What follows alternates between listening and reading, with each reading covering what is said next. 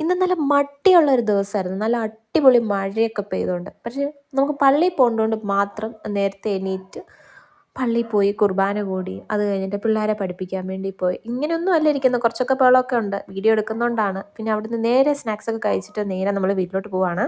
ലഞ്ചിന് നമുക്ക് veg fried റൈസും ചിക്കൻ കറിയുമാണ്. അപ്പം നമ്മൾ അമ്മമാരെ ഇടയ്ക്കിടയ്ക്ക് കോംപ്ലിമെൻ്റ് ഒക്കെ ചെയ്യുവാണെന്നുണ്ടെങ്കിൽ അവർ കുറച്ചുകൂടെ ഒന്ന് മെനക്കെട്ട് നമുക്ക് വെറൈറ്റി ഫുഡ് തരാൻ പറ്റും എന്നുള്ളതിൻ്റെ പെർഫെക്റ്റ് എക്സാമ്പിളാണ് ഈ കാണുന്നത്. ദെൻ നമുക്ക് കുറച്ച് ചിക്കൻ കറി എടുക്കാം.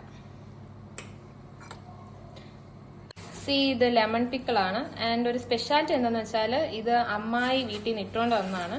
അടിപൊളി അച്ചാറാണ്. ആസ് യൂഷ്വൽ ടിപ്പിക്കൽ മലയാളി ഹൗസിലെ പോലെ നമുക്കൊരു പ്ലാസ്റ്റിക് പാട്ടയ്ക്കകത്താണ് ഇവിടെയും പപ്പടം വെച്ചിരിക്കുന്നത്. We will take some. ഭാഗ്യത്തിന് മിൽക്കി മിസ്റ്റ് അല്ല, നമുക്ക് പ്ലാസ്റ്റിക് പാട്ടയാണ്. അപ്പം നമ്മൾ കോംപ്ലിമെന്റ് ചെയ്ത് നമുക്ക് ഫുഡ് സ്പോൺസർ ചെയ്തിരിക്കുന്നത് മിസ്സസ് ജിഷ സിനുവാണ്.